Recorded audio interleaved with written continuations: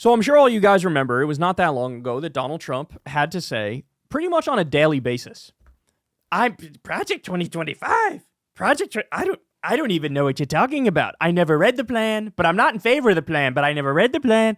Well, if you never read it, how do you know you're not in favor of it? That doesn't make any sense. I mean, there's some wild things in there, but I have nothing to do with it. I never read it. I don't even want to read it. So how do you know there's some wild things in there? You know, Project 2025, I don't like it. I got nothing to do with it. The left, the lying left and Democrats are saying, I'm going to do Project 2025. I don't know anything about Project 2025. You guys have seen this tap dance. They even went as far as to say this. Trump team says it will blacklist Project 2025 people in sign of plan's toxicity. Ex-president continues to try to disassociate himself from Heritage Foundation document as Sun preps staff blacklist. So they're blacklisted. Anybody who had anything to do with Project... Wow. Well, look, I mean, I got news for everybody. Project 2025 is an over 900-page document, a right-wing wish list. And it was put together by virtually all of the right-wing think tanks. So for you to say we're going to blacklist anybody associated with Project 2025, what you're saying is we're blacklisting everybody from every right-wing think tank in the country. That's what you're saying. It was dozens of right-wing think tanks who were involved in this.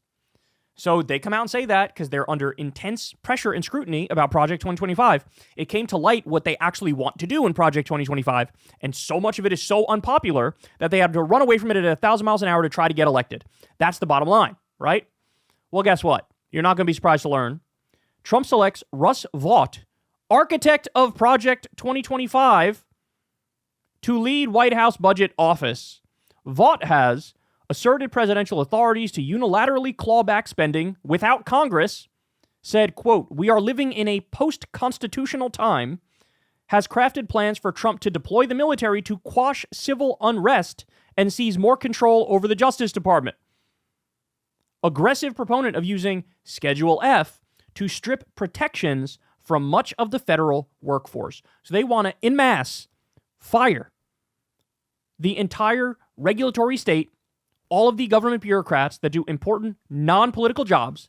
They want to fire them and replace a small number of them with Trump loyalists. That's the plan. That's the goal. They believe in this thing called the Unitary executive theory. What that means is, and this was a Dick Cheney brainchild. What happened? I thought that Dick Cheney was, the height of all evil. He is, by the way. But you guys were just shitting on him. Now all of a sudden you're taking his ideas. The idea is forget checks and balances. Forget co-equal branches of government. The president is like an emperor, and he has wide leeway to do whatever the hell he wants, for whatever reason he wants. And now you have the Supreme Court as well, effectively saying, hey, anything that's part of your official duties, you have immunity for. So of course Trump is going to take advantage of that. Of course he's going to take advantage of that.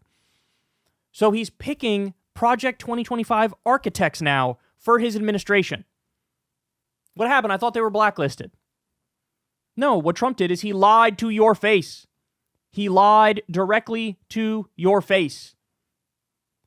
So let's remember, guys, what's in Project 2025? Well, we talked quite a bit about the ban porn part of it, right? But there's many other parts of it. They want to end no-fault divorce. They want a complete ban on abortions without exceptions. They want to ban contraceptives. They want to do additional tax breaks for the wealthy and the top 1% in corporations. They want higher taxes for working class people. They want to eliminate unions and worker protections, raise the retirement age, cut Social Security, cut Medicare, end the Affordable Care Act, raise prescription drug prices, eliminate the Department of Education, use public and taxpayer money for private religious schools, deeply unconstitutional, teach Christian religious beliefs in public schools, again, unconstitutional, end free and discounted school lunch programs. Amazing. The side that likes to cloak themselves in their Christianity and how much they love Jesus, on the top of their priorities list is cutting off free school breakfast and lunch for kids. They want to end civil rights and DEI protections in government, ban African American and gender studies in all levels of education, ban books and curriculum about slavery, end climate protections, increase Arctic drilling, deregulate big business and the oil industry, promote and expedite capital punishment, end marriage equality. I don't even need to read the rest. You guys get the gist of it, right? This is a right-wing wish list of everything they want, and they have it in this highly organized document.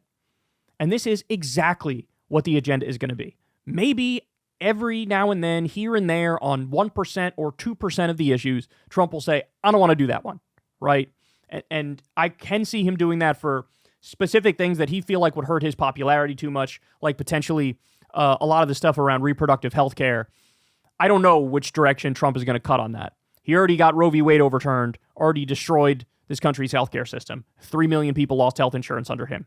But I can see him drawing some lines around some of these things. But the majority of the stuff that is in Project 2025 is just Agenda 47, which is Trump's specific agenda that he released. And now he's picking people from the right-wing think tanks, which again, anybody who fell for Trump's head fakes, I have nothing to do with Project 2025. In his last administration, dozens of these people from the right-wing think tanks were there. This is who would staff his government. When you vote for a candidate, you're not just voting for an individual. You're voting for an entire apparatus. And this is the Republican apparatus. It is the right-wing think tanks. It is the neocon warhawks, right? He was never, no matter what he said on the campaign trail, he was never going to come in and then, for example, I'm only going to use the Libertarian Cato Institute to staff for my foreign policy because I'm actually non-interventionist. He was never going to do that. Or go to, like, you know, the rare paleocon group, which is not like the neocons. He wasn't going to do that. The institutional power is with the neocons. The institutional power is with the far-right, unfettered, laissez-faire capitalist types. He's going to go to them. And that's exactly what he did. So stop falling for the head fakes. He's a liar. He lies all the time. And this is the clearest one, right in your face. This is as brazen as when Trump told Joe Rogan to his face, I never said lock her up about Hillary. This is just like that. Project 20, I don't even know what you're talking about. Really? Well, you've already picked somebody who was an architect. And by the way, in his administration, at the end, will be way more people from Project 2025.